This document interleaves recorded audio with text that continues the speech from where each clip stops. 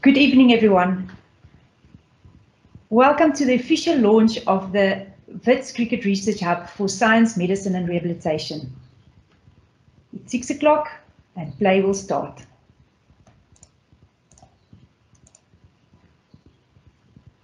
I'm Benita Olivier, a professor in sports physiotherapy at the University of the Witwatersrand and the director of the Wits Cricket Research Hub for Science, Medicine and Rehabilitation. One sunny afternoon in the 13th century, a few country boys bowled using a rock, a tree stump, which served as a bat, as a wicket, and with a bat neatly shaped, made from a branch of a tree. The game of cricket was born on that day. We are grateful for those who invented this lovely game, and we are also grateful for those who shaped the game throughout the years. And tonight we are fortunate to have with us some game changers of the past, current and future. And I'd like to welcome first and foremost the players in our midst and also the players who brought their parents along. You are our end users and our VIP guests. And a special welcome to our parents, our speakers, our colleagues from all spheres of cricket, local and international, who joined us here tonight, researchers, physiotherapists, coaches, sports scientists, biokineticists, sports physicians, podiatrists, chiropractors, strength and conditioning trainers, sports coordinators and sports managers. From the list of stakeholders, you will realize that we underscore diversity and interprofessionalism. The approach closely links with the game of cricket, where there's no sport that accepts a diverse range of body types like cricket does, fine legs, square legs, short legs. Now, each presentation needs a bit of a lame cricket joke, so we've had ours, so let's get into this evening. So we have a stellar lineup of speakers who will take you on a journey where we will welcome the Wits Cricket Research Hub to this world. You'll hear a bit more about the Hub's mission, our team, our purpose, learn more about our projects, and especially how research changed practice and how practice informs our research, and of course our vision for the future.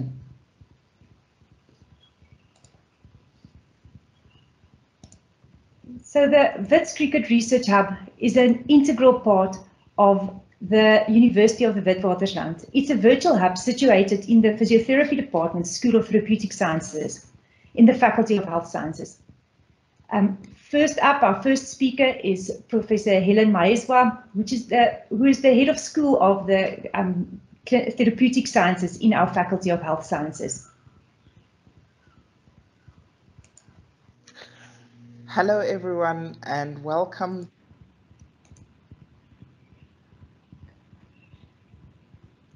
to the launch of the Wits Cricket Hub at Wits University within the Faculty of Health Sciences and the School of Therapeutic Sciences.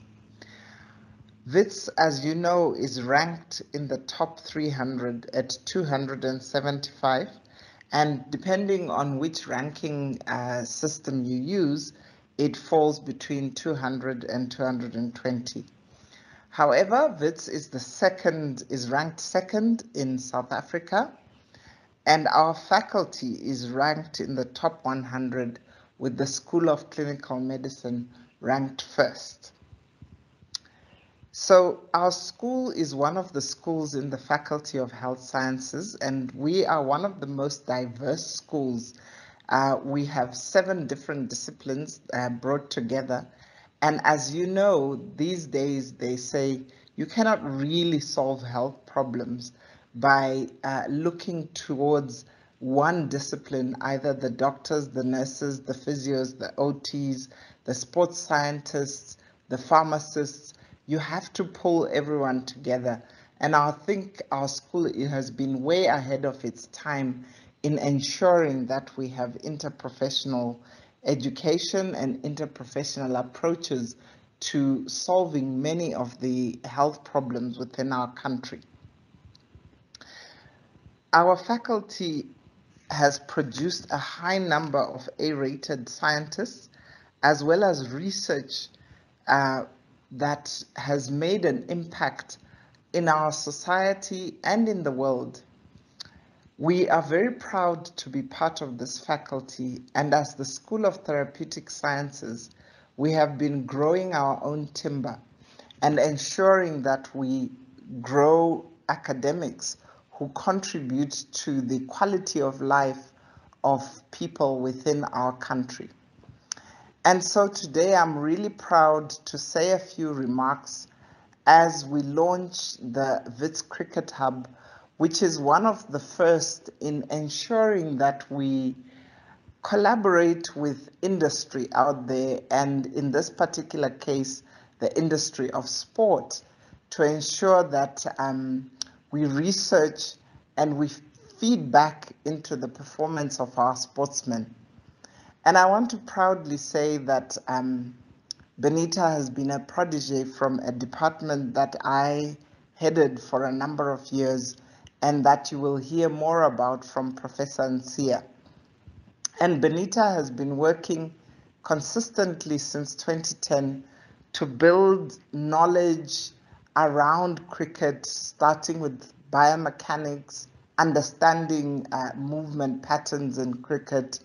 And, you know, I don't want to steal her thunder, but she has done quite a lot of work to improve the understanding of the game.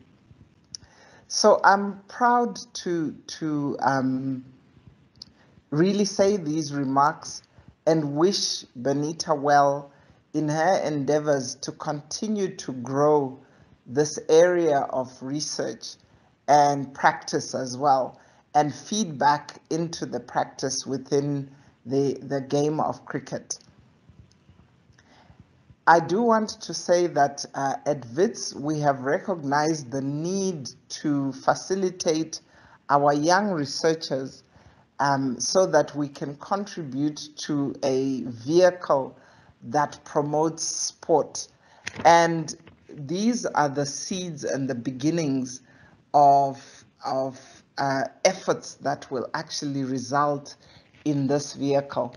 And we do have the beginnings of a conglomerate of researchers, practitioners, educators who are looking at sports and health, and in the form of a what we have called WISH.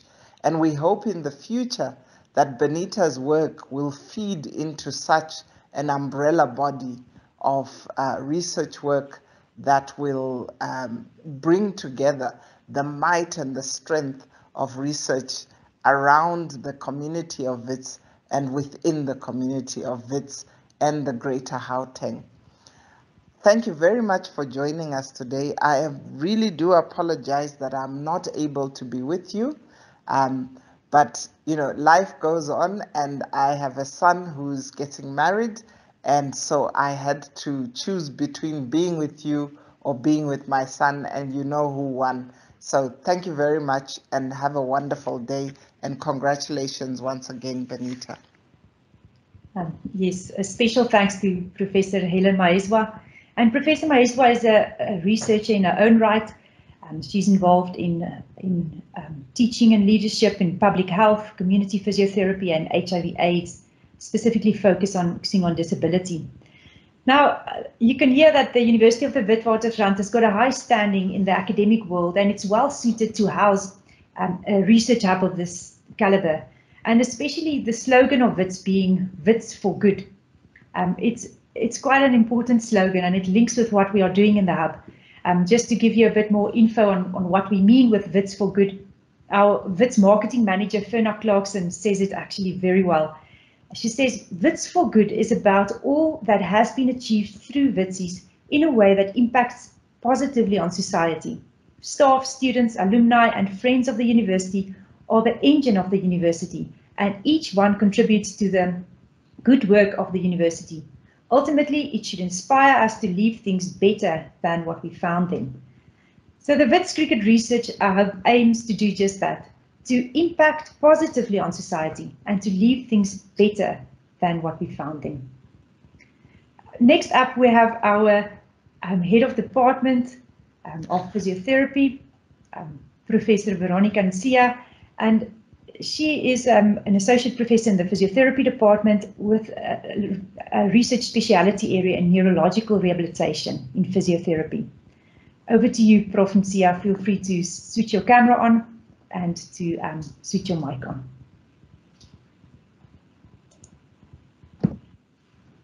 Okay. Thank you very much, Professor Olivier. And I would like to take this opportunity to thank everyone who's set aside time to come and celebrate this launch with us. And as Prof. Myezwa has indicated, this being Prof. Benita's brainchild, Prof. Benita is a staff member within the Vets Physiotherapy department, and we are very proud of what she's put together, and knowing that you don't work on a project like this alone. Would also like to acknowledge the role that other people played, including staff members and including our postgraduate students. And I would also like to highlight the fact that we also pride ourselves in having honorary lecturers. I'm thinking of Sean Kaplan, our postdoc fellows that Prof. Olivier has brought on board, Loveth, and even some of the sports clinicians who work a lot in the field of research, such as Candice. We also have Jolandi, Jacobs.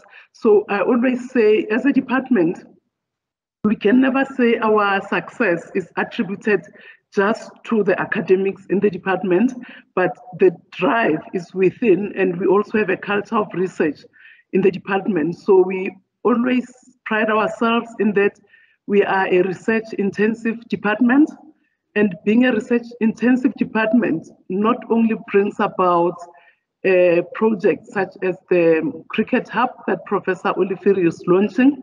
I thought it would also be worth sharing information about the profile of our staff. And when we're saying the profile of our staff, I'm not going to bore you with details of what each staff member does, but I would want to give you an idea of the kind of department we have. We have 2 administrators, but then we have 15 academics. And the reason I would want to give you the numbers and also talk about the profile of our staff is that you need to understand where this research hub is nested. We know that it's a research-intensive university nested within a research-intensive faculty and a research-intensive school, but would want to have everyone aware that it's also within a research-intensive department. The 15 academics that we have, 10 of those have PhDs, which is, I think, a huge achievement for a profile of a department. And of the 10 that we have, 3 are personal professors. For those who understand, would know the levels of professorship very well, would know personal professorship is the highest level of professorship a person can get to. There's no professorship above personal professor. So we have 3 of those within the department, and we also have 3 associate professors, and we also have 3 senior lecturers. And we have 3 that are almost ready to submit for promotion to senior lecturer.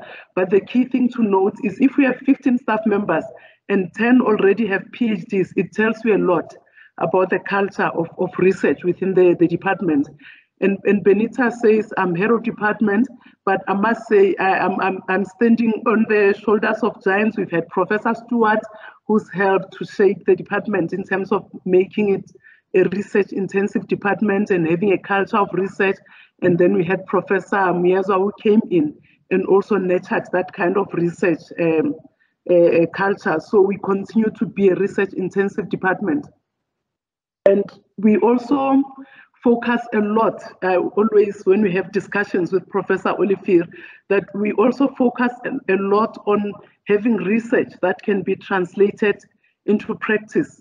Because it doesn't help to have research that just gathers dust. I know these days we can't talk about gathering dust because our research is taught electronically, but we would want to have research that translates into practice, and hence this Cricket Hub that we pride ourselves in, that Professor Olivier is working on, because he's out there with the players, she's out there with the coaches, she's out there with industry. So if we have a situation like this where we can have a research project that's out there in the community, makes a difference within schools, within various sporting codes in the communities, then we know that we are making a difference. And we really thank Prof. Olivier and even the staff members who also continue to have research that translates into practice, something that we want to always pride ourselves in as a university and even as a department. One thing that we also always try to do is collaborate. And with this research hub, the Cricket Research Hub, Prof. Olivier has shown that we continue to collaborate, not only as academics, but continuing to collaborate or create opportunities for collaboration with the sports people, collaboration with the coaches, and we also have collaboration with the clinicians. And Prof. Myezwa has indicated that within the faculty, we also have the WISH, which is Vets, Sports and Health, which is also another opportunity for the Sports Hub to collaborate with. So there is room for expansion. And with all of this said, one may ask, why do we have to mention all of this? The reason I mention all of this is to say this is going to be a sustainable project, because it's within a research-intensive department where there's also support structures from the faculty and also from the university. So as we launch today, we believe it's not going to be one of those moments where we get excited and we launch and 2 years down the line, we forget about the program. So Prof. Olivier has also worked on recruiting students to enroll for postgraduate studies. We already have a lot, and we know that this is going to expand. We already have interest beyond the borders of South Africa.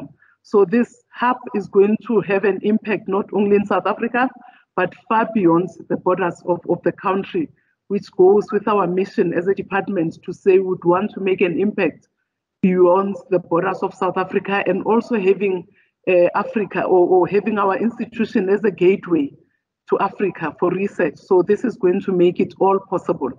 And the one thing that I would want to emphasize as I move towards wrapping up is that our research is not just going to focus on urban, we're also going to be focusing on rural. And when I say our research, I mean our research projects as a department, and the research hub would also embrace those principles that we have, that we're reaching to all members of the community, all collaborators. We have partners in rural areas.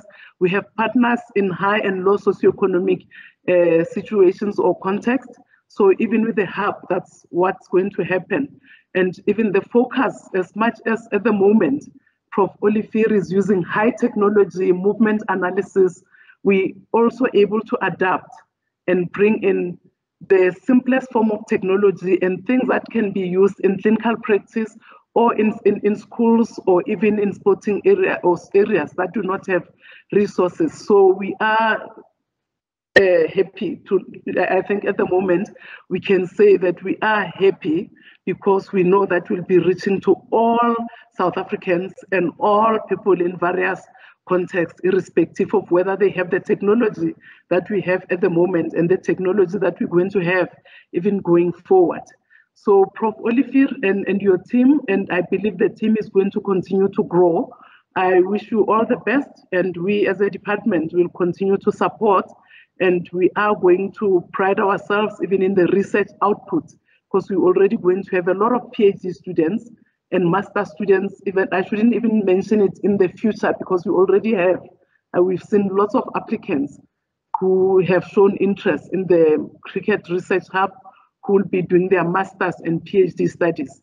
And we believe through that we'll have enough publications to also inform practice and enough publications to add to the body of knowledge within cricket and even sports in general. Prof. Olivier, all the best, and to the entire team, all the best, and to all those who've joined us, we really appreciate, and we believe that we'll continue to have this working relationship going forward. Thank you. Thank you, Prof. Yes. That was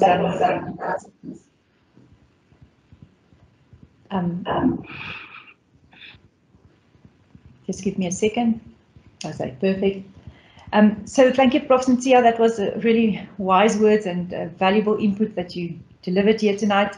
I must say, for everyone here, I always tell people when they ask me how it is to work at Wits University and specifically in the physiotherapy department, I always say the same story or conveyed in this way. The culture inside the physiotherapy department is really a culture of productivity and research output and almost like changing the world. It's like a train that's just moving forward in a direction, and all you need to do is jump on board and you are going to get there. So again, later on I'll tell you that nobody achieves anything alone, but I just want to mention it here as well. So every research hub and center needs a home, and we are situated in the physiotherapy department, and this is from here where we'll build our interprofessional relationships with other departments in our university, other schools. We even have relationships with other faculties within Vitz, outside universities, locally and internationally, in Africa and in the rest of the world. So it's a safe home to be in. It's a good place to have this hub originating from. Now, I'm going to just give you a bit more information to tell you where we started and where we came from and where we are going. So the mission of the Wits Cricket Research Hub is to create new knowledge which is not only relevant to our local context, but is also generate impact through translation of findings into practice and through meaningful collaboration with other researchers, while fostering an evidence-based culture amongst coaches, trainers, healthcare providers, players and other cricket stakeholders. So the Wits Cricket Research Hub's main focus is around the creation of new knowledge. That's our research that we generate, while we also realize that creating knowledge without any means of translating that knowledge into practice is futile. And therefore, we not only ensure that we embark on relevant research, we also strive to disseminate our research to the world out there in a consumer-friendly way. And then we actively search for opportunities to apply our research findings in the real world situations, whether it's to inform policy, create new systems or processes, or to change people's understanding of the science. So to tell you where we started, and I know these pictures look a bit dark because it was a dark place. In 2010, we used a very old system, or I don't want to maybe I have to use the right words because we have a great respect for these three-dimensional camera systems that we used in the past. And you can see on these photos, it's quite dark. So what happens, these were captured in Hall 29 on main campus. It was the indoor cricket nets where we tested 32 fast bowlers. Now, each of the cameras, we had 5 cameras, and these days, if you use 5 cameras for three-dimensional analysis, it's very few. They easily use 24, 12, 18 cameras.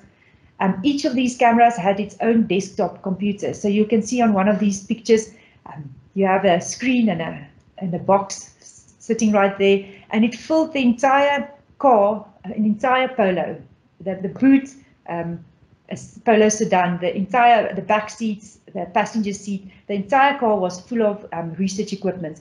And we transported it to Hall 29. We tested 5 bowlers on a day, and then we had to transport it back to where we store it. So those were hard times, but that's where we started. Now, when we go to and do data collection, we carry a laptop, a bag with suits, depending on if we're using the inertial sensor system or a camera system, but it definitely does not fill an entire car any longer. So in 2010, I started the Wits Physiotherapy Movement Analysis Lab, and it consisted of a lot of mobile equipment, as you can see, that we carried around 2 places. And that lab grew, and we bought more and more equipment. And now we have a space in the physiotherapy department, and we even are looking at growing it, where we're going to convert squash courts, and you will hear a bit later more about that, into a biomechanics lab. Of course, those squash courts won't only be used for cricket. Again, we are interprofessional, but you'll hear a bit more about that later. So in 2013, I completed a PhD where we explored the factors predisposing our bowlers to injury.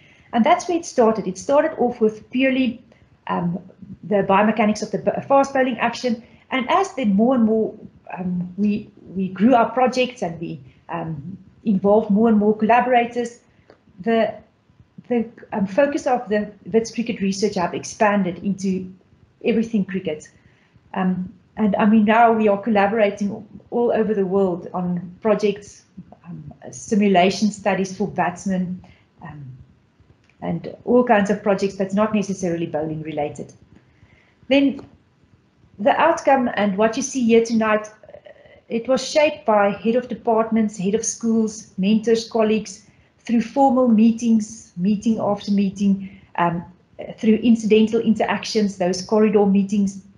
So people like Professor Judy Bruce, Helen Mayeswa, Veronica Ntsiea, Dalian Castellane, Olga Kutsia, Amy Stewart, Warwick Mikkonen, and the list goes on and on and on. We don't roam alone on this earth, and everything we do, we are busy shaping other people's lives. And this is exactly what happened here. What we've set up here, me and my team, it was actually a big team effort because we learn from others through our interactions with others. So over the years, we realized that more and more of our research findings gets locked up in peer-reviewed journals, and we decided in the Wits Cricket Research Hub that should not happen. And therefore, we committed to do two things. We said we are going to do the right research, which means that we need to do research which answer research questions that matter to the world out there. Research questions that can really be translated and create change. So do the right research and do the right things with our research findings. And that means we need to communicate it to the world out there and turn it into something useful, something that can be used to make a difference. And that's why you've been invited to this event. Whether you are a creator of knowledge or a consumer of knowledge, come and join in our journey as we tackle the future together. Now, I'm so proud to have our team on board here, and I can't wait for you to meet them. Sean Kaplan, Lavis Obiora, Jolandi Jacobs, Candice Martin, and you're going to hear from each of them a bit later. Then we also have a few additional team members who are doing great research in their own niche areas and who are close collaborators due to their expertise in certain areas.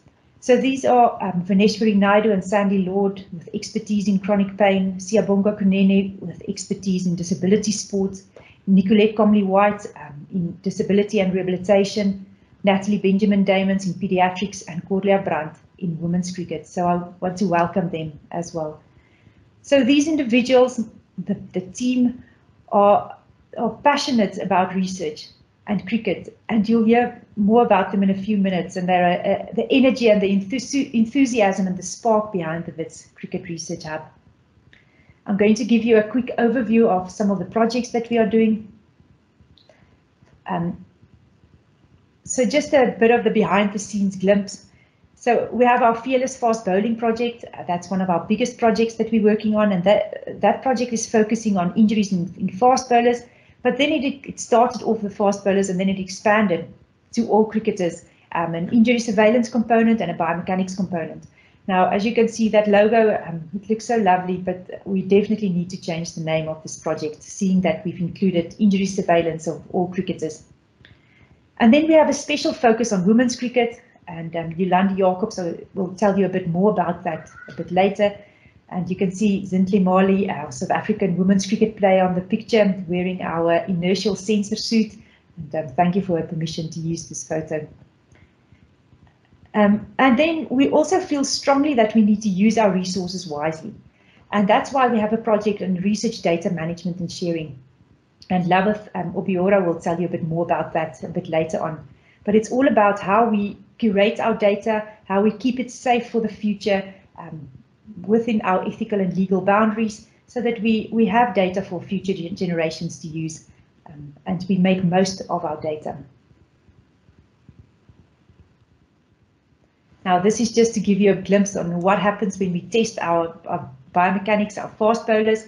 Here on the left, you'll see a bowler with the Xsense inertial sensor suit. So that suit, there's 17 sensors in the suit, and it picks up 21 joint centers. So we can see in 3 dimensions how the bowler is bowling as they are going through the motions. So we can see how the knee moves, how the trunk moves to the side, and then we we look at the typical or the findings that was proven in the research that's dangerous and that can cause injury. And we also look at the performance enhancement measures. And we analyze those and we create a report. This is the avatar that we generate. And if you have a sharp eye, you'll see that this avatar doesn't belong to this bowler. This is a left-hander. So then when we generate the report containing all the body angles which may be associated with injury, we also discuss that with the fast bowlers. When we work, especially with Cricket South Africa, they arrange a very interactive meeting, an online meeting with the fast bowlers, together with the bowlers, the coach, physiotherapists, high performance manager at provincial and national level. So we all get onto the call, online call, and there's an interactive discussion around the potential risk for injury, ways to enhance performance. We look at a few of the screening tests, the musculoskeletal screening tests, and some of the two-dimensional bowling. And everybody learns in that conversation. And it's really a good example of where we use our research parameters. We give it back to the bowler so that there's enhancements to be made. Everybody learns on the call, and we also learn from the bowler, the coach, the physiotherapist, the trainers, and everybody involved on how we analyze our findings and if it's practical to use in the clinical setting. Now, at the moment, we are collaborating quite widely, and these are our collaborators. We really feel strongly that we should use the strengths of others, because every party has got new strengths to bring to the party. For now, this is what our collaborators look like, but we hope in the future to have many, many, many more collaborators. And that's why I invite each of you, if you have a need to do research and to collaborate, we have quite a few strengths to give and to contribute to your project as well in the cricket sphere. Now I'm going to hand over to Sean Kaplan. He's one of our core team members. Sean is a member of the South African Society of Biomechanics, the South African Sports Medicine Association, and Vitz Sport and Health. He also co-hosts the Wish Post podcast. Sean's research focus are in biomechanics and exercise-induced pain. He's currently conducting a Delphi consensus study on chronic exertional compartment syndrome and plans to continue his research into this field. Over to you, Sean. Thank you for the introduction, Vanessa. So just to bridge the topic of postgraduate research with our research collaborations, we are very fortunate to have collaboration with various institutions throughout the country, as well as international collaborators from cricket-intensive countries, such as Australia, the United Kingdom, and the West Indies.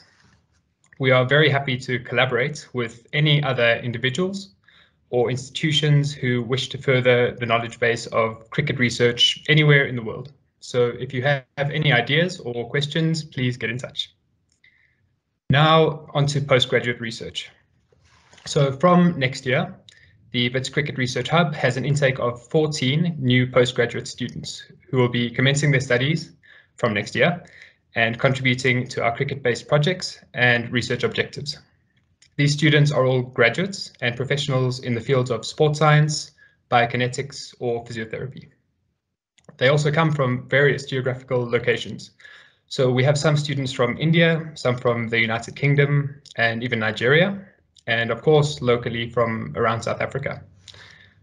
Some of the topics that we'll be researching with the postgraduate students include the shoulder in cricket, athlete wellness, adolescent and adult injury surveillance, women's cricket, bowling biomechanics, and gamification. We are always open to discuss any potential research ideas and topics, and bearing in mind that while our focus is on cricket research specifically, there can be carryover.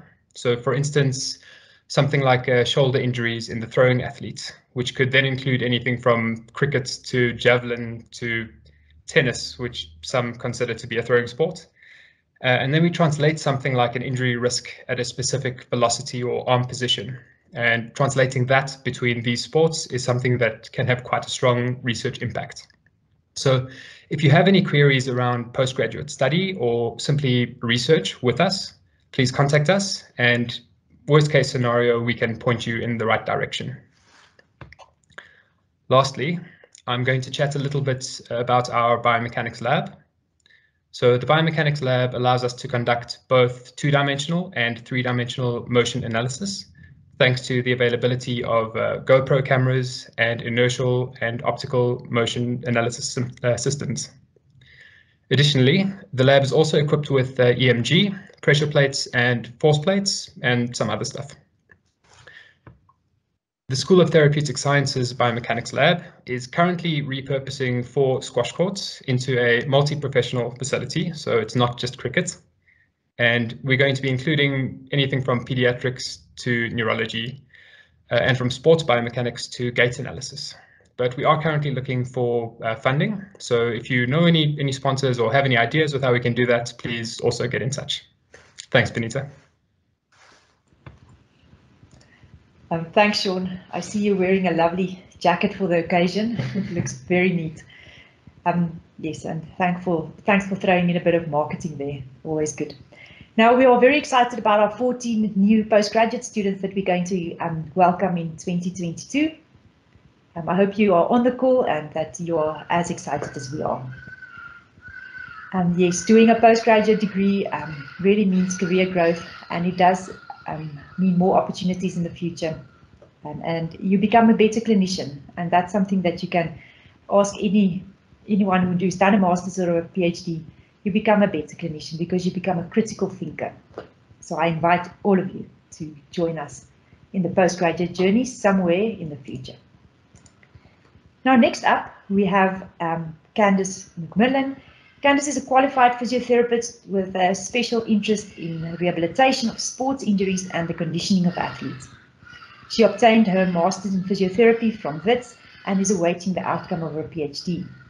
So her MSc dissertation topic investigated risk factors for injury among adolescent bowlers, while a PhD thesis investigated association between various physical fitness tests and injury among professional rugby players. Research emanating from her postgrad studies have been published in peer-reviewed journals, and she presented at sports medicine conferences. She has worked at both the USA and the South African Sports Science Lab franchises, and is the SSL certification course designer and senior instructor. So over to you, Candice. Okay. So I'm just quickly going to talk about community level cricket and injury surveillance at this level. And we've seen in various published studies and considering the injury rates that we've seen that it is necessary to conduct injury with regards to, or just setting up proper injury surveillance system among this cricketing population. Okay, so various authors and researchers have all proposed different injury prevention strategies, but all have agreed that injury surveillance is key. So you would ask why injury surveillance data is ultimately so important. So as we've just said, it forms part of the injury prevention paradigm. So naturally, it's important for players' short-term health and well-being, as well as their longevity in the sport. After all, this is the feeding ground for all our eventual national players. And then from a performance point of view, any coach will tell you that continued training, consistency in starting lineups, and depth in talent pool is vital for success. So if we move on to the next point, if we want to approach any governing bodies with regards to changes in terms of practice, legislations, or rules, or whatever the case might be, unsubstantiated hypothesis is not going to do the trick. We actually need good quality data. And this goes hand in hand with the next point, that we can only make improvements or changes if we really know exactly what the situation is. And the next one is sometimes frustrating for all of the researchers that works in sports medicine. So sports medicine is often seen as luxury medicine, and research grants or investments doesn't always favor topics related to sports injury, whether it's rehab or conditioning. However, considering publications related to the positive effects of physical activity and other social benefits related to sport, it's our responsibility to challenge this notion and make different stakeholders and potential investors realize that, especially among community level, it is not per se luxury, but it's a necessity. So doing research at community level and creating means to collect injury data surveillance data, in addition to other valuable data related to players' well-being, this might be one way we believe we can achieve this. So one might then ask, why aren't we just using other injury surveillance systems that's already used by professional teams? And there are quite a couple of reasons. So if you go through the research, you will see that the majority of research is related to professional or elite level cricketers. But we can't just really impose all of the methods that use or the data analysis or even the injury surveillance methods from elite level to youth or club level. Because firstly, youth level cricketers are not just smaller versions of adult cricketers, and there have been quite a couple of publications to show the difference in the nature of injuries, the mechanism of injuries, and how quickly these cricketers recover from these injuries. Then there are quite significant differences in settings in terms of elite level versus community level cricket. And what works at elite level is not necessarily applicable and might not be sustainable at a community level. And then South Africa also has its own unique challenges. So we can't just copy and paste other countries' methods. We can definitely learn from them, and our systems have to be such that we can also compare our data with theirs. Okay, so if we just quickly consider some of the barriers that are related to South Africa with regards to injury surveillance at community level. First, just the practical things. So every school or club simply doesn't have all of the hardware or software. So we need to find out what they actually have or what they can realistically get. Then secondly, with regards to financial resources, as we've just said, sports is often considered luxury and not a necessity.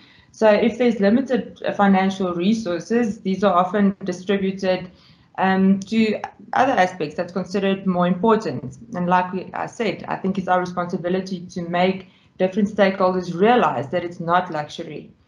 Then in terms of human resources, at community or school level, not all of the teams have designated personnel who can actually capture the data, as is the case at professional level.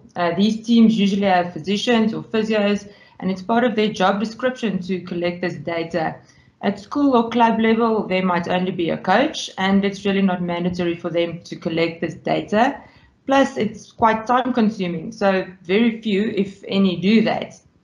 Then lastly, with regard to the distribution of the methods to collect this data, costs related to the distribution of the injury surveillance system currently used by Cricket South Africa is simply too high to distribute to all of the different clubs and schools within South Africa, although that would have been really helpful. So one would then ask, okay, there's a lot of barriers, so what is the solution? So Prof. Olivier, Loveth, and myself is currently in the process of writing a state-of-the-art article for the South African Journal of Physiotherapy, where we have proposed such a solution. The solution involves a research practice partnership model, and this involves creating a systematic, standardized, evidence-informed injury surveillance system that can be implemented at cricket playing high schools and clubs within South Africa. So Vitz already utilizes the RedCap data management system with features that, when it's slightly tweaked, we believe can allow the distribution of an appropriate injury surveillance system among schools and clubs within South Africa. So once this model has been employed, systems need to be put in place to allow long-term data management and sharing. I'll only allude to the concept of big data and the reuse thereof, but Loveth will give more insight into that later on. But it is vital that long-term data be collected, compared, reused, and shared, so that we can ultimately draw accurate inferences with regards to injury surveillance and the well-being of community-level cricketers. Thanks, Prof. Thanks very much, Candice. yeah, you spoke the truth. And you can see this is just one of the projects that we are busy with. And it really has the potential to generate impact. And there's a lot of thought and reading and speaking to people, that went into planning this specific project and into planning all our other projects as well. So let me hand over to Dr. Lavis Obiora. She is our postdoctoral fellow. Now, I always admire postdoctoral fellows because it's almost like somebody completing a PhD and then enroll for a position to do another PhD. So that's what she did, but she is a brilliant lady. So let me introduce you to her. Loveth is a postdoctoral fellow in the Department of Physiotherapy at our university. Her research niche is in reproductive health, and she has published and presented research findings in highly revered journals and conferences. In addition to teaching and supervision of postgraduate students, she has ongoing research projects on research data sharing among health care researchers and clinicians in Africa. So as you can see, again, we are using the strengths of a fellow researcher, and her strengths in research data management and sharing is really phenomenal. We are fortunate to have you with us tonight, Loveth. Over to you. You can take the floor. Yeah, thank you, Prof. Benita. Actually, Prof. Benita is my host, and she well, I say, wooed me. She attracted me to this postdoctoral position, and I'll tell you more about it. Actually, I'm going to talk about research data management and sharing. All the while, you've been hearing about cricket, and yeah, this particular section will benefit even those that are not specifically in cricket. You had my niche, my research niche is reproductive health. Now you might be wondering, what is someone doing research in reproductive health doing in physiotherapy and specifically in cricket research? Well, remember we mentioned we are interested in interprofessionalism, and we do interdisciplinary research. And the core niche of the postdoctoral fellowship, what attracted me was this issue of research data management and sharing. I'll quickly go through it. You might wonder, what is research data management and sharing? This is popular. Most researchers here would have heard about it. Research data management and sharing refers to the organization, storage, and preservation of data created during a research project. Now, yes, I've been on research. I've done a master's. I've done a PhD. I've been involved in research since 2013, but there's something that attracted me, and that is research data management. You know, one thing is to collect data and do a publication on it after the analysis. Another thing is to be able to keep that data store it and preserve the quality in such a way that in the future the data can be referred to, the data can be used, and even you can merge the data with that of others to answer more research questions, to draw better conclusions. That is the benefit of research data management and sharing, and that was what actually attracted me. Someone might be like, oh, but there's so much data out there. Why do we need to talk about research data management and sharing? There's so much data already out there. Actually, Africa has its own peculiarities. If the Western world has so much data available for people to make requests and analyze and make use of, those data may not be able to answer some questions that are peculiar to the African context and even to our individual country, to our individual countries. That's the uniqueness of our individual countries. That's why research data management and sharing is very important. I remember Wits Cricket Research Hub is about research and practice, bringing research and practice together, and this cannot be done without research data management and sharing. If it is all about research and publication, then that is what we've been into most of the time, but now Wits Cricket Research Hub wants to merge these two, and that's why we are presenting this topic, research data management and sharing. Now, what do we mean by sharing data? It implies making data accessible to other researchers while still preserving our intellectual property. making data accessible to other researchers.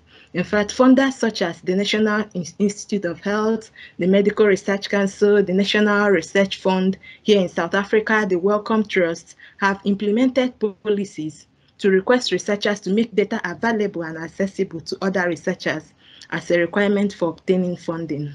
That's to show you the importance of research data management and sharing. And then one might wonder, but do clinicians, do those in industries really have data? Yes. When we talk about data, data is not just all about numbers and tests. Data includes video and voice recordings, test results, archived materials and handwritten notes, photographs and slides, all these. Laboratory notebooks, there are many, many types of data. So it's not just all about numbers and tests. That's, you might say, quantity and qualitative research is here. We have data cuts across many things, video and voice recordings, laboratory notebooks, and so on. Now, I'll quickly talk about the benefits and challenges to research data management. What are the benefits? One, transparency.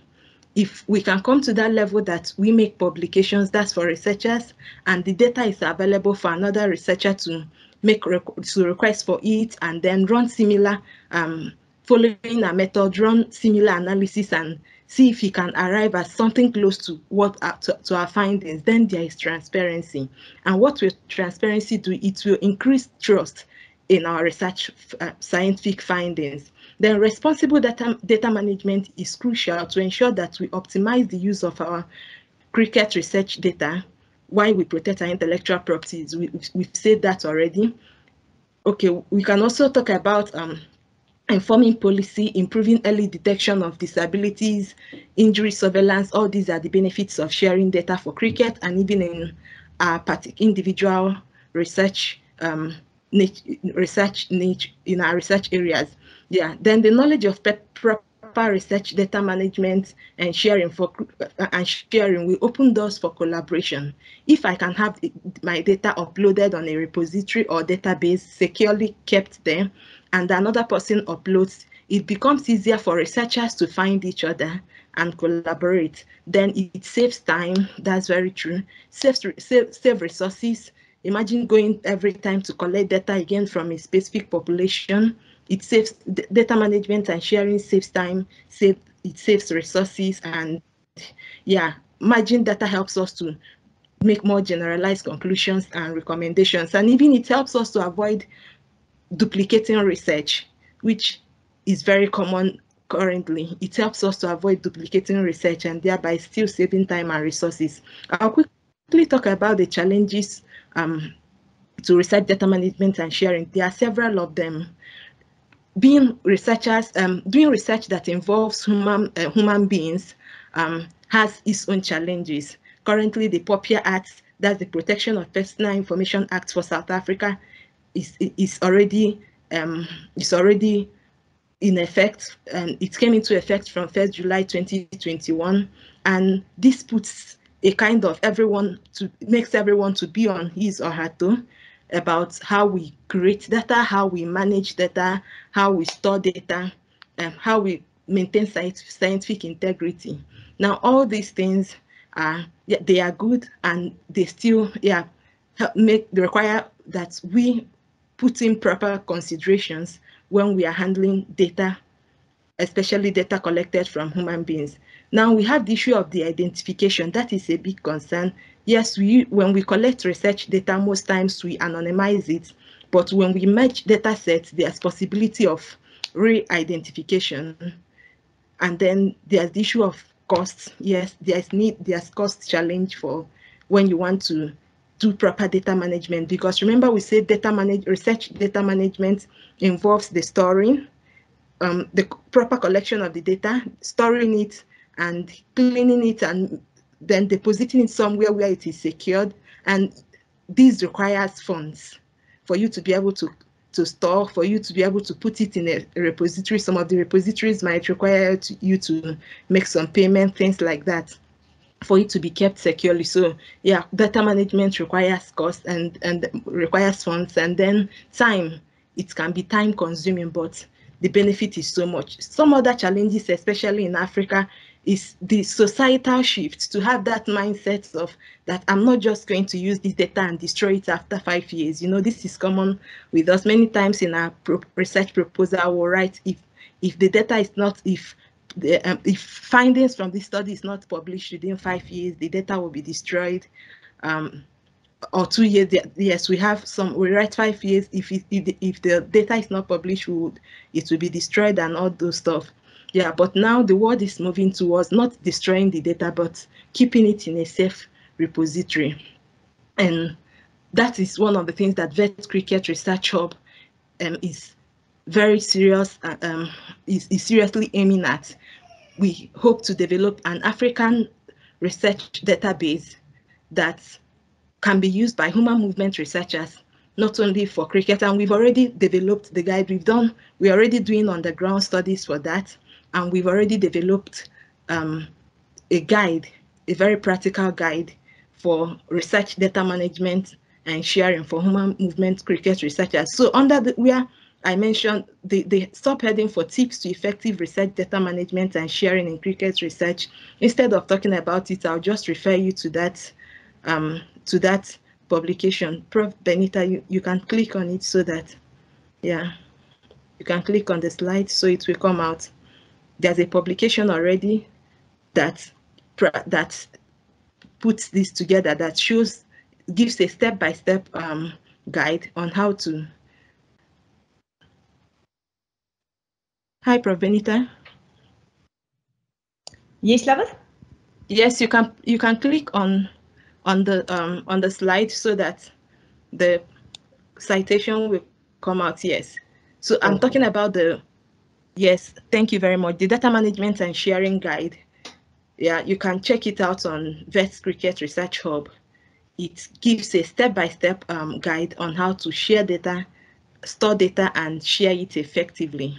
So I'll stop here. This is what Wits Cricket Research Hub is looking at accomplishing. We hope to develop this research database, and if you go through this manual, you can also implement it in your own peculiar research niche. Thank you very much. Brilliant. Thank you very much, Dr. Obiora.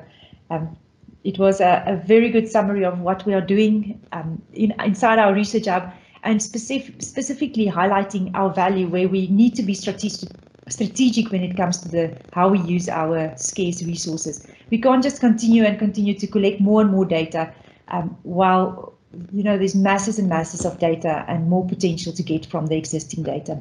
It's not to say that we won't continue to collect new data, but we will make sure that we really use our resources, especially our data resources, very wisely.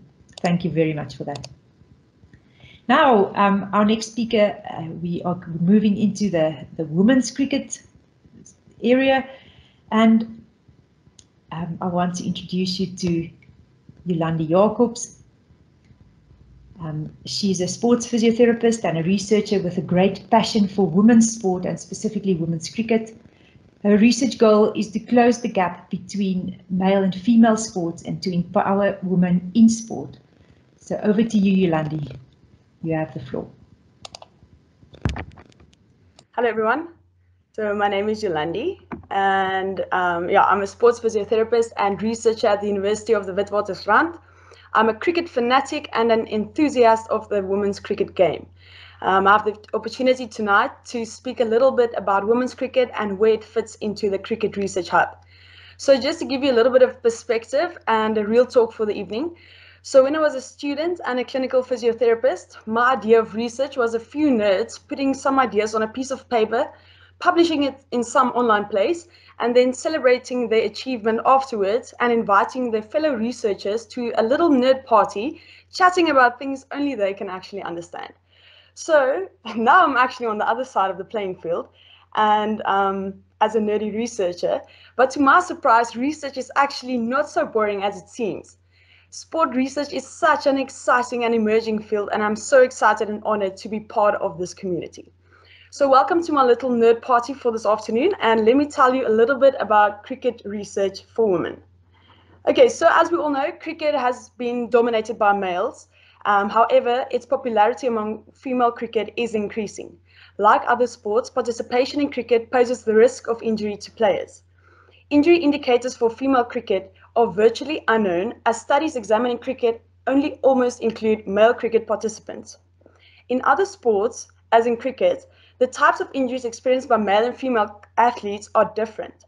These differences include morphological and physical characteristics, muscle strength, endurance, and workload. Research on the female athlete demonstrated high incidences of ligament injuries, such as the ACL, joint injuries, such as knee and ankle, and also fractures. Injuries in female athletes can also be linked to the relative energy deficiency in sports, also known as RED-S, an entire concept on its own, affecting the hormone imbalances in women and how it compromises the bone health. So I can spend the entire evening speaking to you about how male and female cricket players are different, but that's not the purpose of this evening. So just trust me if I tell you that male and female cricketers are different. And if you don't believe me, we can have a lacquer chat over coffee, and I can spend an entire 3-4 hours explaining to you the differences. And it's all research and evidence-based. So what we found now is that the current research indicate that the findings for male athletes, and specifically male cricket, cannot be used for female athletes or specifically women's cricket. So the research for women's cricket now needs to focus on the female athlete to underpin appropriate injury prevention strategies on an international, national, and domestic level. So quantifying and reporting injuries, performance indicators, player workload are all stepping stones to prevent injuries, and also to help players, to help the management, to help managers to manage their players. Sorry, that was a little bit. In general, just for optimal sports performance. It is important to ensure a thorough understanding of the demands placed on the women's cricket players alone, and how this impacts both injury prevention and player performance. So I'm currently the Women's Cricket Research Lead at the Wits Cricket Research Hub. So we as a hub has identified a massive gap in women's cricket. South Africa is one of the countries with the most research conducted in men's cricket, and it's published internationally. Unfortunately, we cannot say the same about women's cricket, and we have really been lacking from a national perspective, or from a South African perspective, for the support from a research side for our women's cricket. So the Wits Cricket Research Hub will aim to close the research gap between men's and women's cricket, along with the growth and professionalism of the game. So there's a few ongoing projects in the coming years to address this gap. My research specifically focused on the injuries sustained by female cricket players. We have conducted a systematic review, and it's going to be published in the next month or so. And we have identified the different injuries that these players are getting. It's definitely different from the male. So female fast bowlers get different injuries from male fast bowlers. Female batters get different injuries from male batters. So we need to look at the female athlete from a completely different perspective. And our next research project is actually now to go and to look at the female cricketer, and how the entire aspect of the female athlete, not just performance indicators, but also psychological indicators, physiological, and so on. So we are going to conduct a lot of research in the coming years, and it's really exciting. So please stay in the loop for more information to follow. And thank you so much for watching my little nerd party, and enjoy the rest of the launch. Wonderful. Jolandi, I think we are with you in this nerd party. Thank you very much. Now you've explained the whole nuance around women's cricket quite well, and that's where we link into our need to have a research chair in women's cricket. Now you may wonder what a research chair is. A research chair is an academic position held by a world-class incumbent who is either an academic or an industry leader. And the research chair is then supported by staff members, postgraduate students, and researchers. And generally, the budget of the chair, a research chair, will include all kinds of items, postgraduate students, funding to attend and run conferences and workshops, administrative support, equipment, lab space, overheads, and all in an attempt to advance women's research, women's cricket research. So that's our strategy that we are following at the moment. to try and advance research in women's cricket in South Africa and beyond. And of course, it needs to be a social corporate investment, a partnership with industry. And there's many benefits to having a research chair in women's cricket, where knowledge and innovation is one of them. There's strategic human capital development, branding and marketing for the industry partner. There's socioeconomic development benefits and tax deductibility. So this is one of the strategies that we use to try and boost women's cricket. So we are in the process of speaking to a few industry leaders to see if we can't get funding for a research chair in women's cricket to advance the women's game. Now we get to the next part of our program. This is where we are going to speak to a few of our industry partners. And the focus of this part of the program is really around how does what we do in a university, and for tonight we are talking about what we are doing in the cricket sphere, but many of my colleagues are doing research in pediatric gait analysis or in neurological stroke rehabilitation. And the model that I'm applying here is not something that I've invented, or it's not new. It is really a model that works and that encourages and ensure that we get our research out there. And this is to form a partnership with industry and to look at how we can meet the world out there, how we can meet the needs of Cricket South Africa, how we can meet the needs of the high schools and the clubs. So this is the aim of this section of the program. And first up, we have Dr. Shuaib Manjra. He's the medical manager of Cricket South Africa and the chairman of the medical committee of Cricket South Africa. He's an award-winning sports physician with a long history of involvement in various federations such as the South African Institute for Drug-Free Sport, South African Sports Confederation and Olympic Committee, International Netball Federation, International Hockey Federation, just to mention a few. He also was the Chief Medical Officer for Team South Africa at the Paralympic, Olympic and Commonwealth Games for many times in the past. Over to you, Dr. Manjra. Hi, good evening, Benita, and good evening to everybody. I'm really impressed at the attendance this evening, and thank you for inviting me to present on behalf of Cricket South Africa. My role as Cricket South Africa is Chief Medical Officer and Chairman of the Medical Committee, and I've been in the area for many years. I've been involved with Cricket South Africa for over 20 years. I'm looking at the list of attendees, and I'm impressed at the international list that we have, and I welcome our dear friend Ms. Dr. Akshay Mansing from the West Indies, who's joined us, Andrew Lapis as well, a physiotherapist. So yeah, I mean, you've got quite a list of people who attend today, and so I feel a bit intimidated speaking at this group. Dr. Mansing also represents the International Cricket Council, so it's lovely to have him here today. South Africa ranks, probably among the top 3 countries in cricket research in the world, together with Australia and England. And I think we produce an enormous amount of research. And, I'd like to take some credit for this as Cricket South Africa, not as an individual, because, Cricket South Africa initiated a research committee many years ago, which stimulated research and activated research among a group of initial researchers who included, Benita, Janine Gray, Helen Bain, Shahid Talib, who kind of did lots of the initial groundwork. And now we've got, thankfully, a phenomenal number of people doing cricket research around the country. And the cricket research, the Cricket South Africa Research Committee, which Benita also heads, attempts to bring all the different universities together to try and assist in terms of our research agenda as Cricket South Africa, but also for us as Cricket South Africa to assist the research agenda of others. So thank you again for inviting me. There's a clinician from Vitz who passed away recently, a professor who made a wonderful statement which guides our clinical practice. And he says, you only find what you look for, and you only recognize what you know. So you only find what you look for, and you only recognize what you know. So know a lot. Now that guides our clinical practice because, if you don't find it, if you don't look for it, you're not going to find it.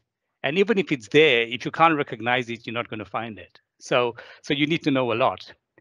But there's an interesting principle so this is an interesting principle in clinical research, but in clinical medicine, but in research, it's interesting that some of the fundamental things some of the most kind of significant advances in medicine, in research, were kind of found through serendipity, purely by chance. So, we may find things along our research agenda that may surprise us.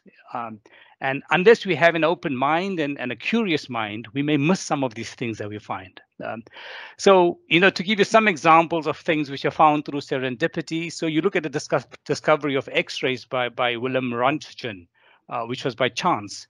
I mean, all he wanted to know whether a cathode ray could pass through glass. And suddenly he came across this whole phenomenon of X-rays where his hand kind of an image of his hand had appeared on a black background. Similarly, penicillin, Alexander Fleming was frustrated in his laboratory. He was doing research on Staphylococcus aureus and some of the other bacteria. Nobody was cleaning up, so he left it and went away for the weekend. And when he came back, he found that mold had cleaned up his Petri dish. And purely by chance, penicillin was discovered. Similarly, with the pacemaker, the coronary angiogram is also very interesting in the sense that, in the early periods, cardiologists thought that if you inject dye into the coronary vessels, you could cause cardiac arrest. So they actually avoided the coronary vessels, and they used to just use dye to look at the valves and the chambers of the heart. And some person, through error, because he was clumsy, had injected some dye into the coronary vessels, and they thought they had killed the patient. But suddenly something new was completely, established, which was coronary angiography, which today we cannot live without. So while oftentimes we plan research, it's important that sometimes we find things through serendipity, and it allows us, our curiosity, to kind of pursue that and ensure that we kind of find things that we're not looking for initially. So having said that, from a research point of view, there's different things, different ways, we look at research, and unfortunately, in our very kind of instrumentalized world and a world driven by business and kind of translational stuff, we often need to do research in order to derive an outcome to benefit industry or what have you. But I'm a firm believer in foundational research and curiosity-based research. Because to me, that is foundational. Without that curiosity-based research, we're not going to make new discoveries. All we're going to do is try to answer a specific question for industry or an outcome. But to me, the platform is set by curiosity-based research. Now, instrumentalized research is still important because we need to answer important questions as a society and what would benefit us as a society. So instrumentalized research is also important. Or to answer a specific question, what does this mean, or how can we do this better? And all of that is important from my point of view, as coming from cricket, in the sense that much of this research hopefully can be translational. Now, it may be contradictory in the say that I encourage curiosity-based research, but at the same time, I think translational research is important for us. And the point I'm trying to make is that we need to do all kinds of research. To me, the more research we do, we're setting a platform, a base, because research is like a pyramid. The more you have as a base, the more advanced you would have in terms of the pyramid, and all of that information would help us ultimately, in a sense, to build a new paradigm. So, whether people are doing very basic research in terms of epidemiological studies in different population groups, or whether you're doing interventional studies or prospective studies, all of this is important, or you're doing kind of, double-blind controlled studies. All of these are important, but because ultimately, the more research we do and the more basic research we do, hopefully we have more data, which allows us to look at new paradigms and to change the paradigms. So to me, any small person who comes there and wants to do a little bit of research, I would encourage them to do it.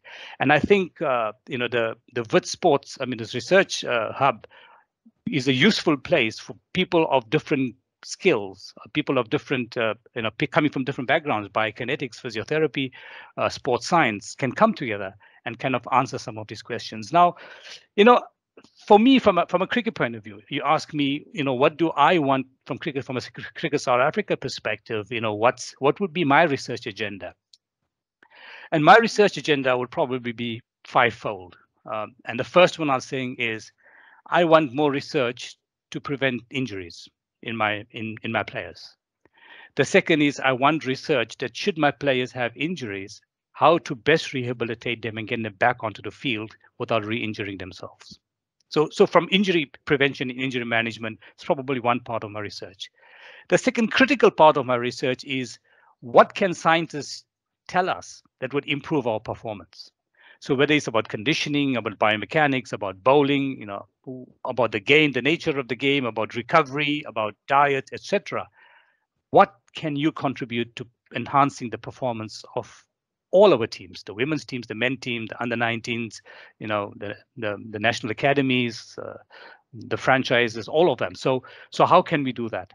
So those are probably the critical elements which we're already involved in terms of prevention of injury, rehabilitation of injury, performance enhancements. Those are probably the critical agendas.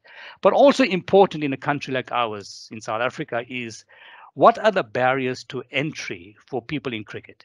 So, for example, research was done a couple of years ago, looking at why players are not transitioning from the Craven Week, for example, in rugby to senior rugby, or what's the fallout rate of junior cricketers to senior cricketers?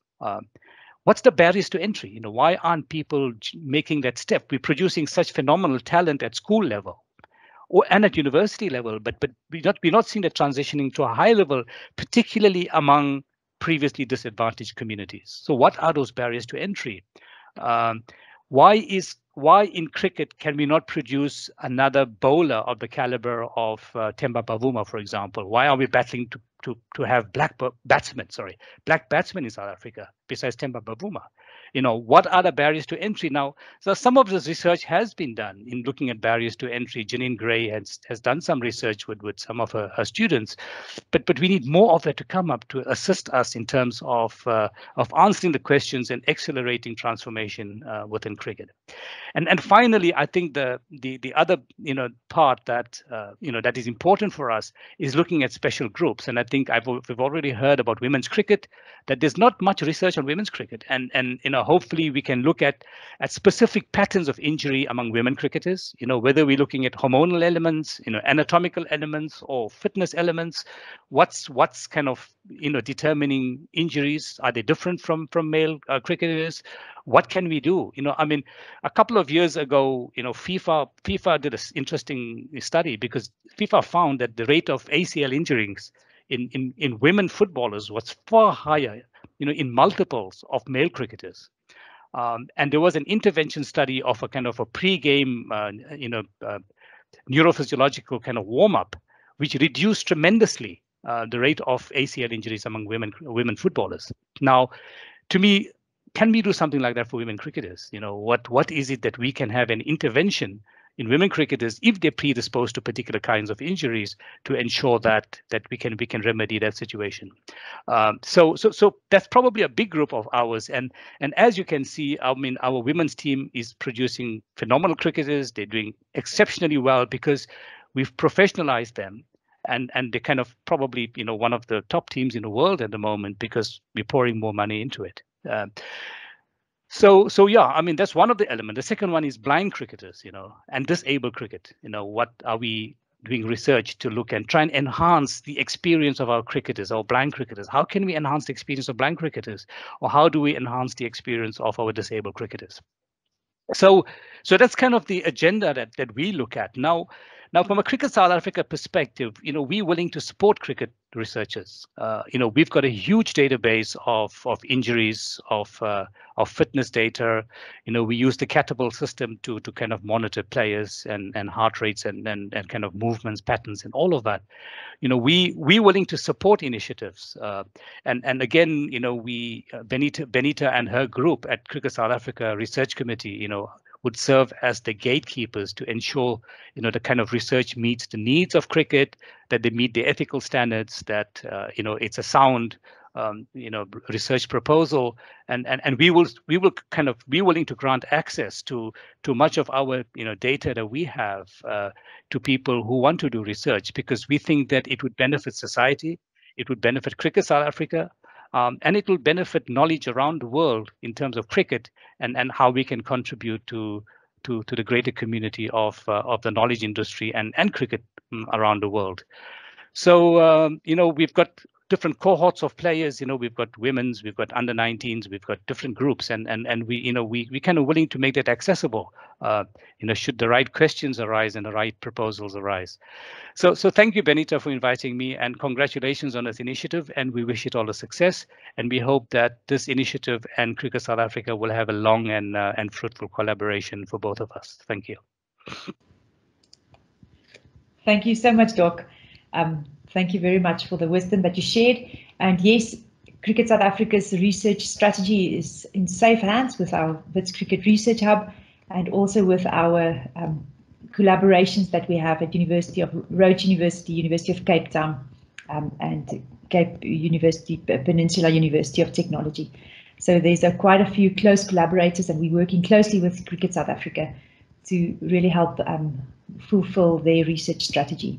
And also, I must say, a few of my colleagues inside Cricket South Africa really showed a big interest in research, and that also makes the prospects and what we are able to achieve much bigger. And we've definitely taken hands between researchers based at university level versus researchers based in industry, specifically inside Cricket South Africa. Thank you very much, Doc. Now we are going to move on to, we've invited a women's cricket player. She's playing for Northerns, women's cricket. Her name is Gandhi Yafta. And she's played for Northern's women cricket for the provincial team for the last 3 seasons, for the South African emerging team, and played for the national academy side. So Gandhi is a rising star, and we will watch her development closely. And I think it is especially important to listen to our rising stars, where they come from. And Gandhi will share a few perspectives on the game of cricket from a woman's perspective, playing for a provincial team. Hello everyone, my name is Gandhi Yafta and I'm a cricket player at the Northerns Cricket Union. I've been playing for the Northerns provincial team for the last 3 seasons. I've played for the South African emerging team, and I've also played for the National Academy side, and I've been involved in that setup as well. I think it's been exponential, the kind of involvement we've seen and the kind of evolution that we've seen of women's cricket on a global scale even. I think that the introduction of things like the Women's Big Bash and the smaller versions like the Women's IPL, where they have those 3 or 4 teams that play for a short period, the 100. I think the World Cup as well, it being so big and getting so many people to come attend, I think on a global scale, the women's game has just grown in leaps and bounds. I think from a national perspective, I think the game is growing, perhaps not at the same rate as the global game, but it's definitely growing. There's a lot more cricket being played. There's a lot more awareness of the game, and that comes with the televisions being involved and getting the women's games televised, and also just the hub programs, and just so many more people getting to know that they can play cricket and they can go out there and enjoy the game. We're still getting to the ideal level of conditioning. Yes, we've moved leaps and bounds, but we aren't there yet. But in terms of the support we get at Northerns, we're very lucky. We've got a biokineticist as our fitness trainer, so she brings her expertise, and that really helps in terms of us players getting programs to help strengthen different muscle groups. And if you've got an injury, she's on it and she helps you through that injury, gives you the appropriate programs. But one of the toughest things is once you do get injured, which is something that happens in sport, you end up having to bear the expense. Well, in all my cases, I've had to bear the expenses of it, and that's really difficult to be able to afford about 2 or 3 physio sessions every week, and I think that's just something that needs to be addressed. In terms of injury prevention and stuff, we do have people to help us, but I don't think that there is sufficient information out there in terms of how the woman's body actually is impacted by playing cricket, because it is different. Yes, the game is the same, but it is different, and we do things differently. So if the sport is professionalized, I think it would be easier for a lot of players to dedicate sufficient time to the sport, because there's a great opportunity cost when you go to training instead of studying, or go to training instead of being at work, or go to a bubble instead of being at work. The opportunity cost is incredible, and I think it's unrealistic to ask people to give up what puts bread on the table for a bubble. But that's just, yeah, I think that would be a step in the right direction for women's cricket, is to have it professional at even the provincial level, and sufficiently professional, not just the opportunity cost needs to be as low as possible. You need to feel like it's okay for you to give up what you're currently doing in order for you to pursue your cricket dream or your women's cricket. But yeah, overall, I'm really optimistic about where the game of cricket is going in our country.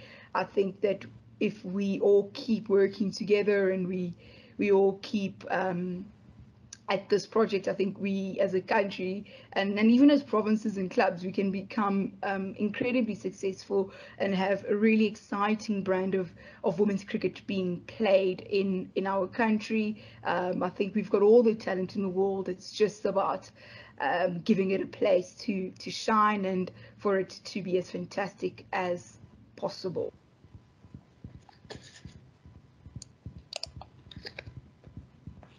Yes, thank you very much to Gandhi for her perspective on women's cricket. So Gandhi has emphasized some of the challenges in women's cricket, but she's also shared her excitement with the development of the game and what's to come. And then from the perspective of women's cricket, research is important, and women are different to men, and research needs to explore the predictors of injury and performance, specifically in women. Thank you. I think we've emphasized that quite well. Then our next speaker is Dr. Akshay Mansing.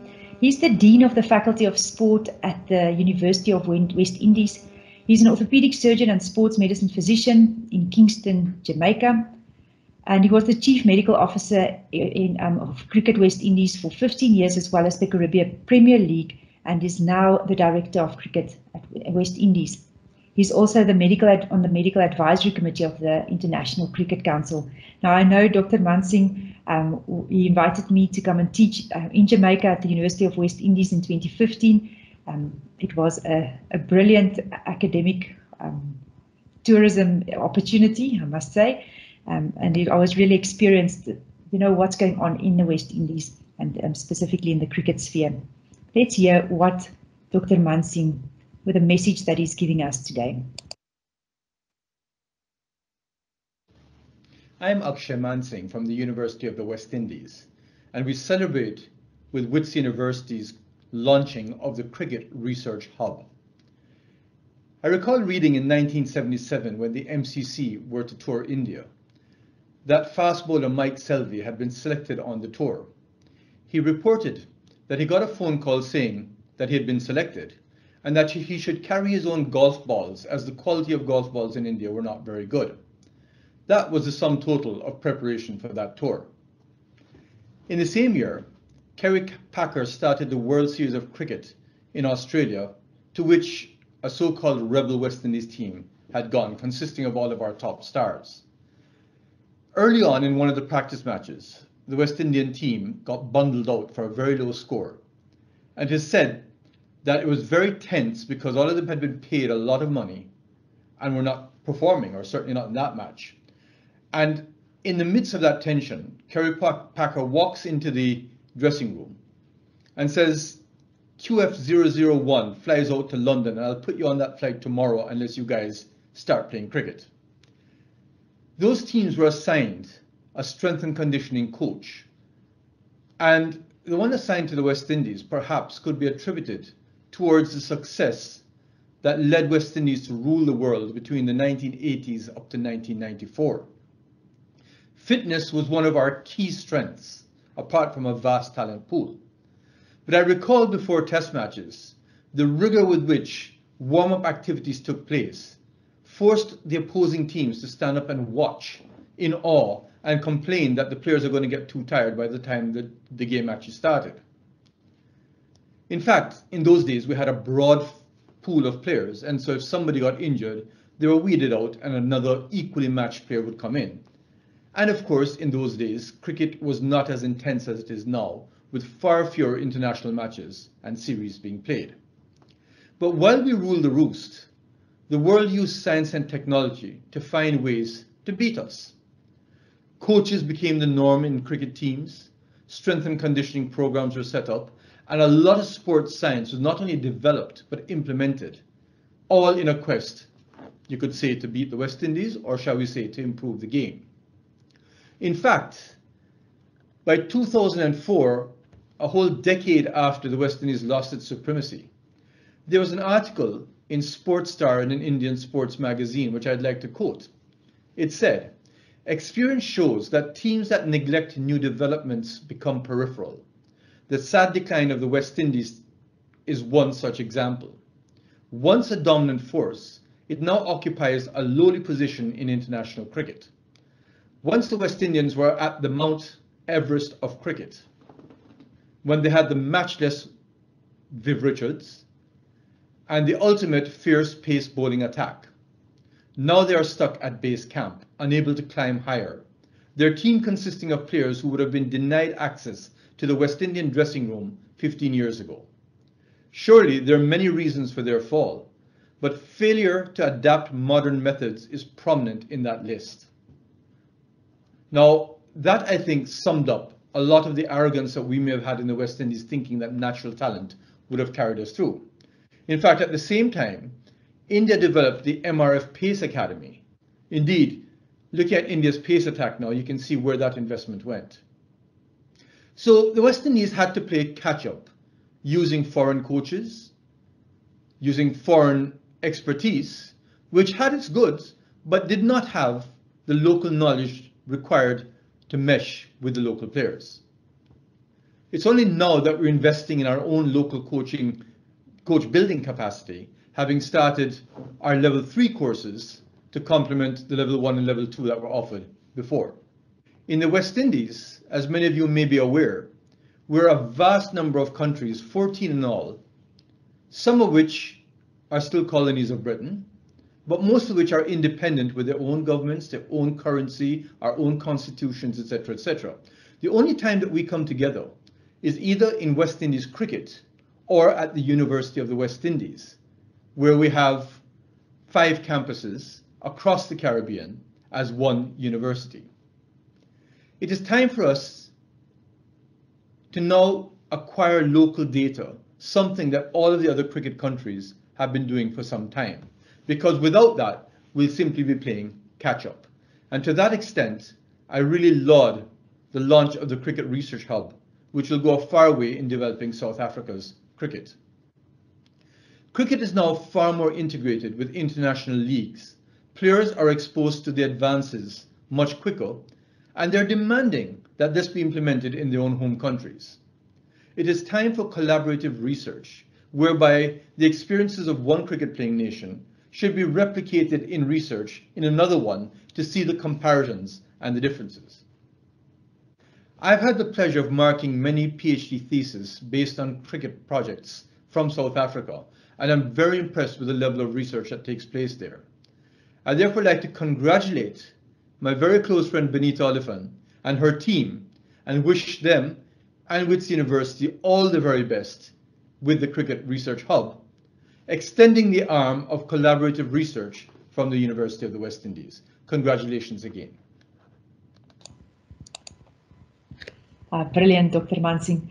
So Dr. Mansing emphasized the value of research informing practice on the field to get an advantage when it comes to performance. He also made a very good point when he said that the West Indies cricket needs local knowledge to inform their practices. And this is something that's true for South Africa as well, where, yes, the Wits vision and mission includes an internationally competitive component, but it also means that we excel and we compete to stay ahead of the international developments, but there's also a component of being locally responsive. And this means that we need to consider our local context and we need to generate knowledge which we can apply to our local context. And in that way, create impact right here in South Africa. And this is also the core focus of our Wits Cricket Research Hub. Next up, we have a player from a different sphere, and I must maybe just give you a glimpse into what's left for us. We have Cliffy Deacon. He's a player, was a player, and is now a physiotherapist. And we have Fanie de Villiers coming up after him. So stay right there. We are progressing very well through the program. Now, Cliffy Deacon is a retired professional cricket player. He played for the Free State Eagles, Northwest Dragons and Lions from 2000 to 2013. He's currently the lead physio for Pakistan Cricket Board. Now, you may wonder, how did he study physiotherapy in between all of this? You can ask him one day when you see him. He graduated from the University of the Free State in 2004. And then he is the owner of the Cliffy Deacon Physiotherapy practice and the technical director of Physio in a Box. And he worked for various teams as a physio, the South African Invitational Team, the South African High Performance Program, the Momentum Proteas Ladies Team, Warriors Franchise, lead physio for the Pakistan Cricket Board, where he's currently working. Over to you, Cliffy.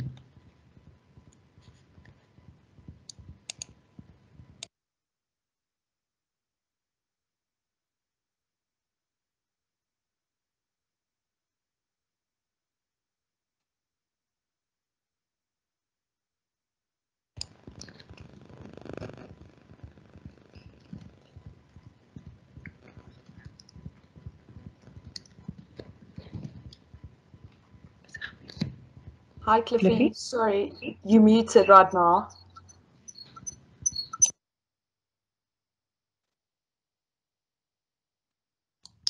If you're using the wireless headphones, you might just want to change the audio inputs and outputs. There's an option to be a headset instead of just the audio version of the device.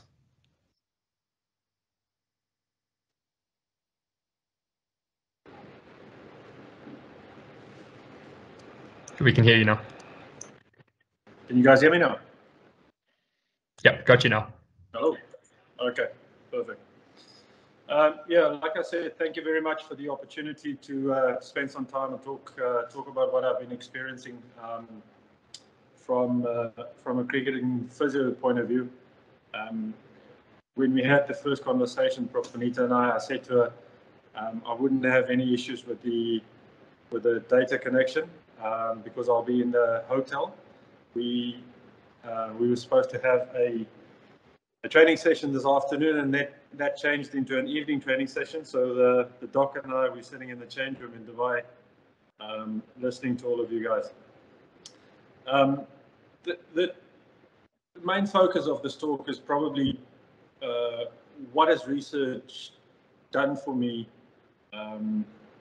as part of the journey that I'm busy with at the moment. I started working with the Pakistan Cricket Board in 2018, and then when I got here, I basically had no idea as to what I'm supposed to be looking for. I had very minimal data on players, on the physios that I'm supposed to be working with, and then also the system and the structure that I'm walking into. You know, in South Africa, I had the opportunity to work with a domestic scene with the national ladies team. So you work with males, you work with females, but then you go across borders and you start working with different cultures, different religions, and you know, having said all of what I've just said now, it's an amazing opportunity to learn, and I felt that to be able to learn, it was most probably the best thing for me to do is to go into research as to what is going on in Pakistan cricket and what am I working with, who are the people that I work with, what are the problems or the challenges rather. And so the question I've always had is unless I don't know what I'm working with and what the challenges are, how are we going to solve this? And I mean, it's kind of straightforward to know that research is most probably the best answer. I'm not going to talk about specific research in cricket. For me, at this point in time, I said earlier, we started in April in 2018. So I'm very new in the system. I'm very new. I mean, 3 years is not a lot of time to research a whole structure, a whole system. So we're doing baby steps at the moment. But in order for me to set up a system or to improve a system or to change a system by means of research, one has to justify these changes by letting the data analysis give you the answers as to why you do make those changes. During this time, I mostly learned that as a physio, it is to look at a couple of phrases. And when I had these phrases written down, all of them, either the words or the phrases began with the letter P. And I'm just gonna talk you guys through the 8 Ps that I've learned through research. The first one would be prevention. So in order to know what you have to prevent, you need to know what is wrong. You will only know what is wrong when you gather the applicable data. Now, a lot of the things that I'm going to say within these next couple of slides have been said before tonight, and you know, it's nice to know that it resonates with all the clever people on this meeting and the opening of the Cricket Hub. The second P would be pushing boundaries. You have to push your own boundaries and the boundaries of the others in the system, but also you have to push the boundaries of the actual system if you want to move forward continuously and to improve the system. There's no point in leaving a system in exactly the same way you found it, whether it's yourself, the others, or the actual system. The third point I would like to make is to provide. Research provides a starting point for conversation. Now, communication is such an important aspect of moving anywhere in any sort of system. For argument's sake, in an AMS, research is a major fact-based starting point for a conversation between the different role players in a system. These may or will include the coaches, the support staff, the medical staff, the players, or the various business entities within that exact system. Now, what does this lead to? The fourth P in the 8 would be planning. Once you've had this conversation, or once this conversation has started, it's based on evidence at hand, and it's a great way to plan. The question then beckons, what is there to plan? And then this leads into number 5 and number 6. So number 5 and number 6 is the personalization and the periodization of your planning. Each individual is exactly that, an individual. Again, these include the coaches, the support staff, the medical staff, and the players. Each individual has specific needs and requirements, job descriptions, responsibilities, and each of these are targeted towards a specific goal. Now, these goals, all of them periodized, all of them personalized, they have to fit into a global and a team goal for the institution, whether it's for a team, whether it's a business, it doesn't really matter. Now, talking about players, from a more of a practical point of view, each player has a different role in a team from a cricket aspect.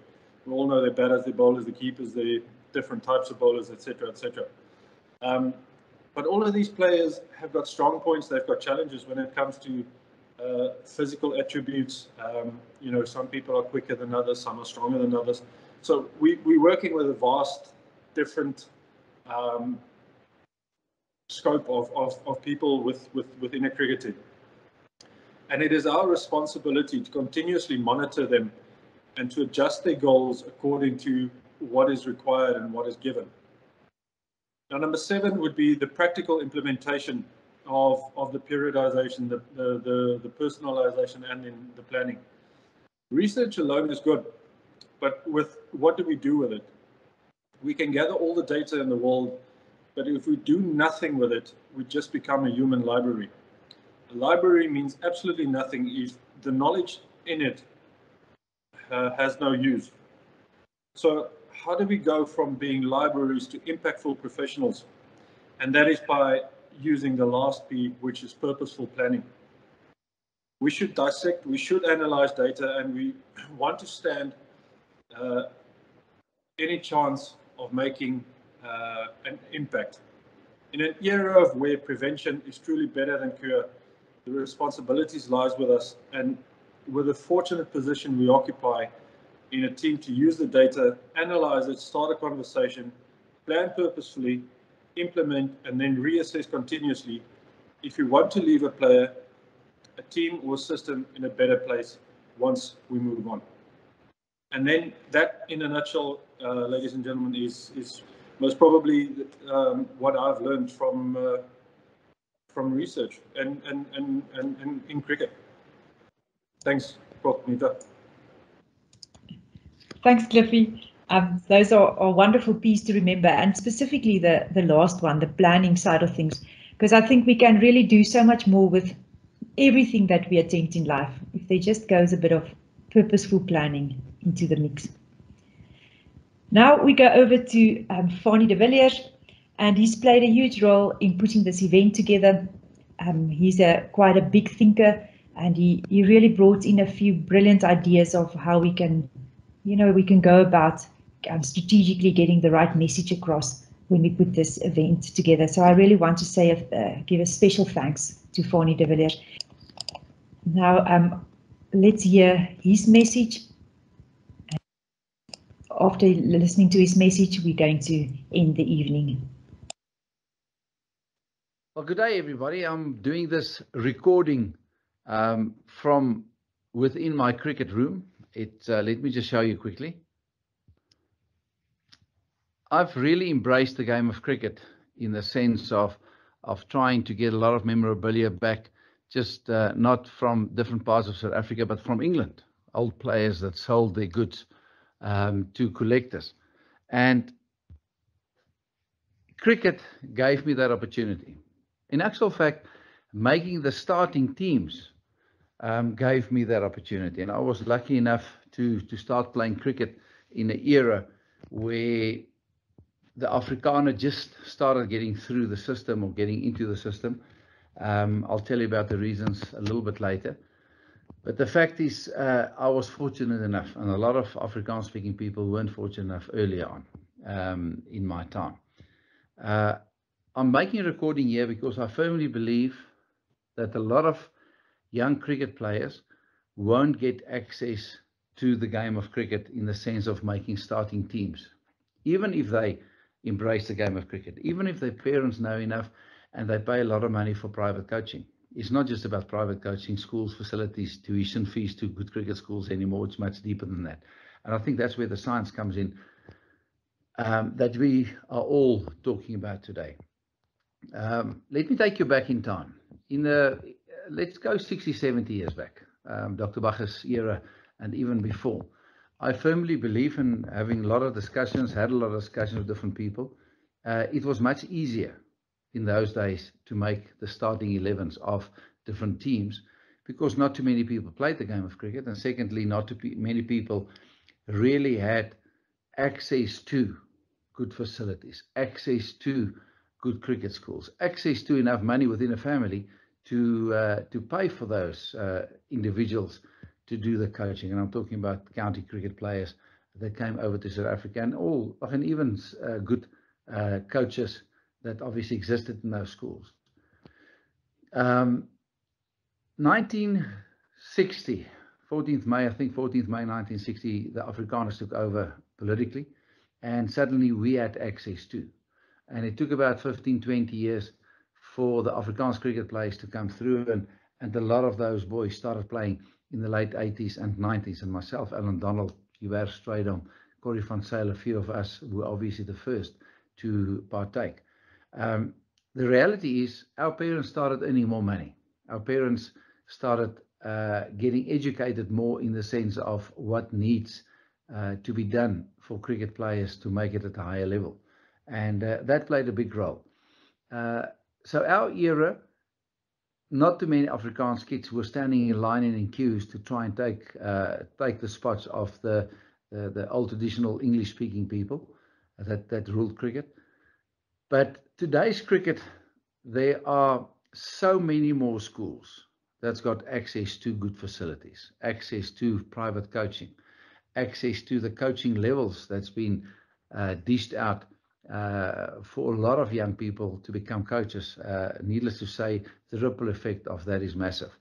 So there are thousands of children and young cricket players standing in queues now to try and make the provincial teams at school level and at a higher level. Like in business, I believe that change makes a massive difference. I've been part of that for the last 30 years, and I know for a fact that people that understand how core competencies work, the importance of it, how you need to develop the processes and procedures, systems, curriculums, whatever you want to call it in your life. If one lifts that to the next level, then obviously the result will be different. I think the next generation, the generation, the next 5 years, 10 years, 15 years, the trump card, the differentiator, the big differentiator is going to be the science. Muscle endurance levels, muscle levels, strength levels, in other words, injury preventative measurements, technical injury preventative advice and knowledge, the coaching of coaches right through the system to get access to this kind of knowledge is going to be massive. I'm a firm believer that only at the highest level the players get access to this kind of knowledge, and they are privileged to get there. If this kind of research, this kind of knowledge, this kind of data, it's not just about generating it, but it's getting it out there to the masses. If this can get to the masses, if this can get to the club levels, the school levels, the coaches at school to start embracing the knowledge of muscle and muscle endurance and the effect that can have, I firmly believe that will be the differentiator. So to Benita and a team that's really working hard to try and lift that knowledge, lift that data to the next level, I think it would be remiss of me not to allude to the efficacy, the ripple effect that will create in the market. So Benita, well done to you and your team. I think the job half done when it comes to thinking about how you're going to get this into the masses, into the subcontinent, spreading it right around the world, comparing your data and knowledge that you guys have gained with others. It's going to be massively important to get it to the lower level. So I want to speak to everybody and ask everybody here today that's listening to this recording, let's spread the gospel. I've been doing it for many, many years. I was one of the first in international cricket, our team then in the early 90s, that embraced the biokinetist side of cricket, with a full-time biokinetist touring with us. The muscle and the muscle endurance levels, the strength levels that we used to go through and try and rectify and make it better was massive. It didn't have the knowledge probably that you guys have today, but let's spread that gospel and make it available to everybody else. And and I'm going to repeat again what I said earlier, that can get more young cricket players to make starting 11s, to become part of bigger systems. I think that will be the differentiation. It's not just going to be about private coaching, good intuition schools. or tuition for good cricket schools, and the art cricket coach that can take you to the next level. The science might be the fine line between making it or not making it. So good luck, God bless, and I really hope that this knowledge can get to the masses.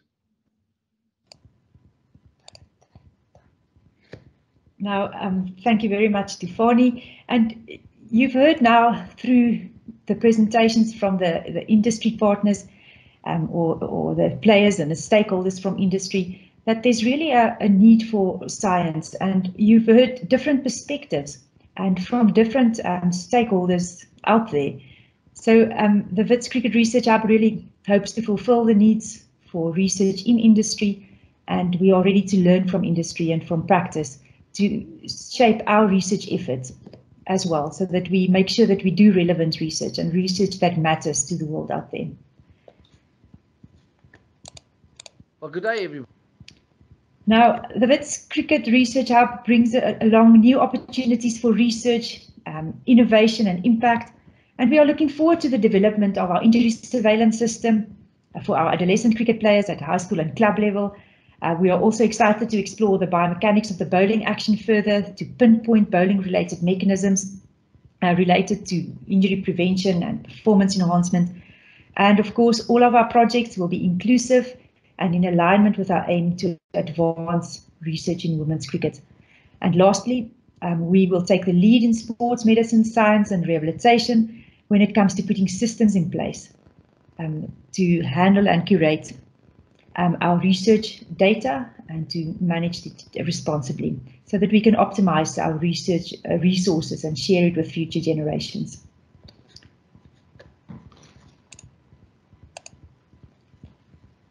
And then we have now reached the end of the program. I hope you found value in all the speakers and all the snippets, the behind the scenes. And thank you very much to Professor Dimitri Constantino from CESM. Thank you for joining this evening. He is the acting head of school, and I really appreciated that he took time to join this event tonight. And then a special thank you to Jolandi Jacobs, Sean Kaplan, Lavis Obiora and Candice Macmillan for all the arrangements with this event, all the background support. We had a very fine plan to ensure that things run smoothly. And thank you very much to each of the presenters for making time to take part in this presentation. And thank you to each of you who attended this event. We are excited to learn what the future has in store for us.